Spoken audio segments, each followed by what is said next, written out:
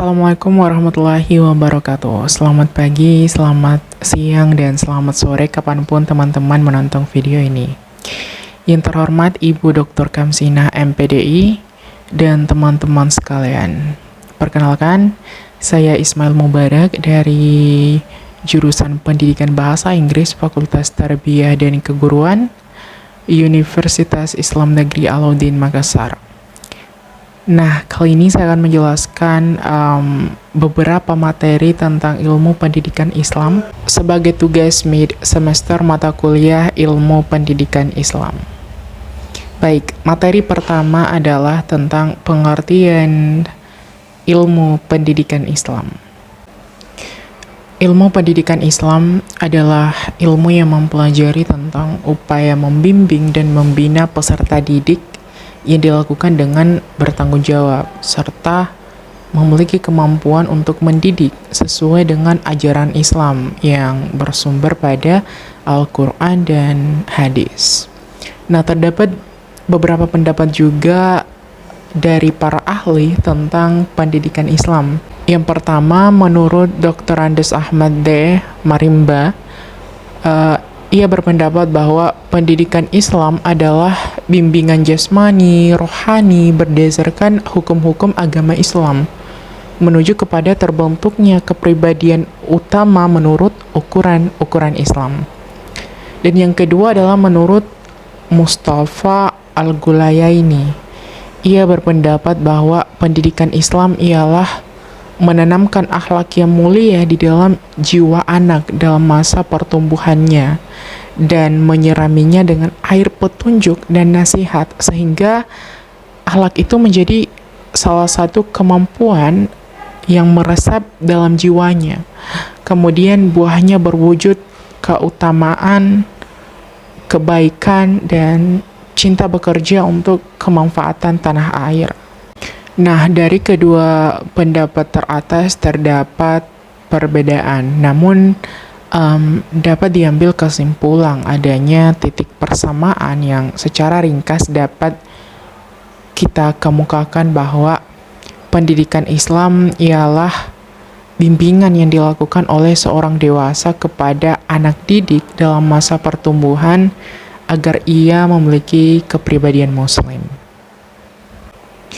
Nah, selanjutnya dasar dan tujuan ilmu pendidikan Islam.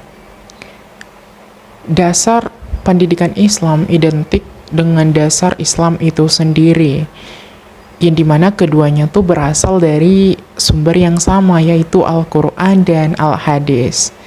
Nah, dari kedua sumber inilah kemudian muncul sejumlah pemikiran mengenai masalah umat Islam, diantaranya adalah masalah pendidikan Islam. Nah, itu tadi mengenai dasar dari pendidikan Islam. Sebenarnya apa sih tujuan dari ilmu pendidikan Islam ini? Nah, tujuan pendidikan Islam adalah untuk membimbing seorang peserta didik untuk memahami ajaran agama Islam, yang dimana mereka diharapkan memiliki kecerdasan berpikir spiritual untuk menuju kesuksesan dunia dan akhirat. Terdapat juga salah satu tujuan pendidikan Islam, yaitu untuk membentuk manusia yang berdasarkan hukum dan nilai-nilai agama Islam. Pendidikan Islam tidak hanya berorientasi kognitif semata, tapi juga mempertimbangkan nilai sosial, budaya, dan pendidikan Islam berperan sebagai mediator dalam ajaran Islam, dalam masyarakat, dan dalam berbagai tingkatannya. Nah, selanjutnya lapangan penelitian pendidikan Islam. Berbicara tentang lapangan penelitian tentu akan mengarahkan kita bahwa sebuah penelitian yang dilakukan secara langsung, yang dimana kita turun langsung ke dalam lapangan tempat kejadian peristiwa tersebut. Lapangan penelitian pendidikan Islam adalah sebuah cara ilmiah untuk mendapatkan data atau informasi sebagaimana adanya dan bukan sebagaimana seharusnya, dengan tujuan dan kegunaan tertentu yang berkaitan dengan pendidikan Islam. Nah, dari pengertian ini tentu tidak jauh dari yang saya katakan tadi, bahwa yang dimana penelitian lapangan atau lapangan penelitian dari pendidikan Islam itu kita turun langsung ke ranahnya untuk mengetahui tentang isu-isu tentang pendidikan Islam seperti itu. Selanjutnya, alat-alat pendidikan Islam. Alat pendidikan Islam merupakan segala sesuatu yang dapat digunakan untuk mencapai tujuan pendidikan Islam.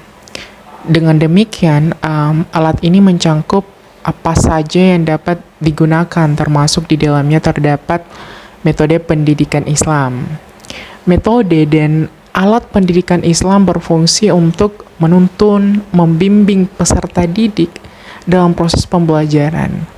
Maka dari itu, metode dan alat pendidikan Islam harus searah dengan Al-Quran dan hadis sebagai sumber hukum Islam.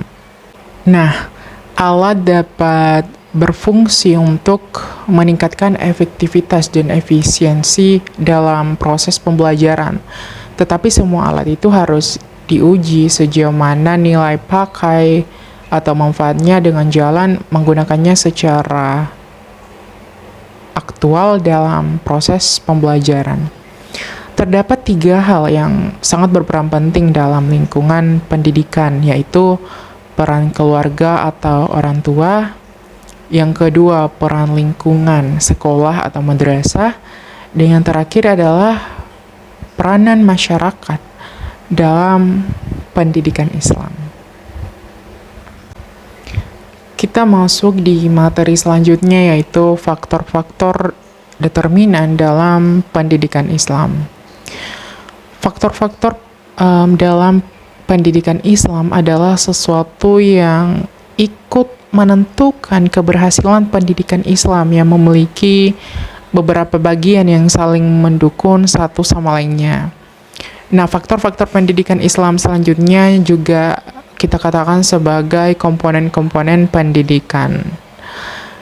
Faktor-faktor pendidikan itu ada 5 macam, di mana faktor-faktor yang satu dengan faktor yang lainnya mempunyai hubungan yang erat. Nah, kelima faktor tersebut adalah anak didik, pendidik, tujuan pendidikan, alat-alat pendidikan, dan lingkungan. Yang pertama adalah anak didik. Faktor anak didik merupakan salah satu faktor pendidikan yang paling penting, karena tanpa adanya faktor tersebut maka pendidikan tidak akan berlangsung. Oleh karena itu, faktor anak didik tidak dapat digantikan oleh faktor-faktor yang lain. Dalam paradigma pendidikan Islam, peserta didik merupakan sesuatu yang belum dewasa dan memiliki sejumlah potensi dasar atau fitrah yang perlu dikembangkan. Di sini peserta didik adalah makhluk Allah yang terdiri dari aspek jasmani dan rohani yang belum mencapai kematangan baik fisik, mental, intelektual maupun psikologisnya. Faktor selanjutnya adalah pendidik. Pendidik merupakan salah satu komponen penting dalam proses pendidikan. Di pundaknya terdapat tanggung jawab yang besar dalam upaya mengantarkan peserta didik ke arah tujuan pendidikan yang diciptakan.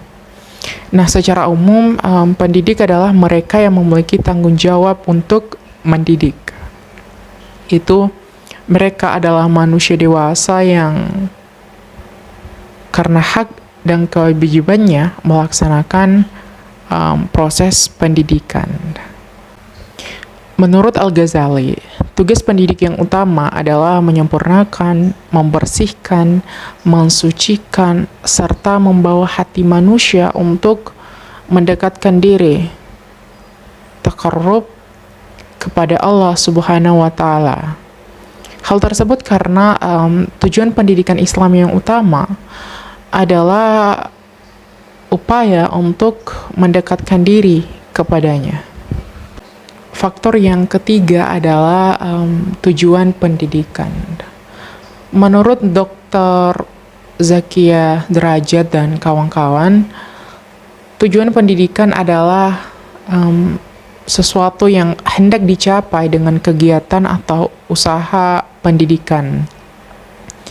Bila pendidikan berbentuk pendidikan formal, tujuan pendidikan itu harus tergambar dalam suatu kurikulum. Nah, M. Arif Yunus dalam bukunya mengatakan bahwa tujuan pendidikan Islam adalah untuk membentuk manusia yang berkarakter, yaitu berkepribadian Islam, menguasai sakofah Islam, menguasai ilmu kehidupan, sains, teknologi, dan keahlian yang memadai. Faktor selanjutnya adalah faktor alat atau media pendidikan. Alat pendidikan ialah segala sesuatu yang dipergunakan dalam usaha untuk mencapai tujuan dari pendidikan. Dengan demikian, yang dimaksud dengan alat pendidikan agama Islam ialah segala sesuatu yang dipakai dalam mencapai tujuan pendidikan agama. Nah, faktor alat atau metode dalam pendidikan Islam itu meliputi materi pendidikan, metode pendidikan, dan alat pendidikan langsung yang digunakan. Faktor yang terakhir adalah faktor lingkungan. Keluarga adalah lingkungan pendidikan pertama dan terutama bagi perkembangan anak, bahkan mempunyai pengaruh yang besar terhadap pertumbuhan dan perkembangannya. Nah, dalam lingkungan pergaulan itu juga mempunyai pengaruh yang sangat dominan terhadap perkembangan anak. Sedangkan lingkungan yang berwujud kesusastraan yang meliputi buku yang bermanfaat dan buku yang merugikan dapat merusak juga mempunyai peran yang besar terhadap perkembangan pribadi anak. Karena lingkungan merupakan sesuatu yang mempengaruhi pada pertumbuhan dan perkembangan jiwa anak. Selanjutnya adalah aliran-aliran dalam pendidikan Islam. Nah, terdapat beberapa aliran yang berkembang dalam pendidikan Islam. Yang pertama adalah aliran empirisme. Pada teori empirisme menyatakan bahwa pendidikan atau lingkungan dapat berbuat sekehendak hati dan pembentukan pribadi anak didik sesuai yang diinginkan. Semua hal yang terdapat dalam lingkungan masyarakat memiliki pengaruh terhadap pembentukan watak dan kepribadian anak didik. Jadi, anak didik dapat aktif dalam mencari pengalaman dan pendidikan dalam kehidupannya. Aliran yang kedua yaitu aliran naturalisme. Dalam aliran naturalisme, pendidikan tidak diperlukan. Yang dilaksanakan adalah menyerahkan anak didik kepada alam agar pembawaan yang baik itu tidak menjadi rusak oleh tangan manusia melalui proses dan kegiatan pendidikan itu. Russell ingin menjatuhkan anak dari segala keburukan masyarakat yang serba dibuat-buat sehingga kebaikan anak-anak yang diperoleh secara alamiah sejak saat kelahirannya itu dapat berkembang secara spontan dan bebas. Ia mengusulkan perlunya permainan bebas kepada anak didik untuk mengembangkan pembawaannya, kemampuannya, dan kecenderungannya. Jadi menurut aliran ini, pendidikan harus dijauhkan dari anak-anak. Seperti diketahui, gagasan naturalisme yang menolak campur tangan pendidikan. Namun, sampai saat ini malahan terbukti sebaliknya bahwa pendidikan makin lama makin diperlukan. Aliran yang ketiga adalah aliran nativisme. Pada aliran nativisme menyatakan bahwa kemungkinan seorang anak yang mempunyai potensi hereditasnya rendah, maka akan tetap rendah meskipun ia sudah dewasa atau telah dididik. Yang jahat akan menjadi jahat, dan yang baik akan menjadi baik.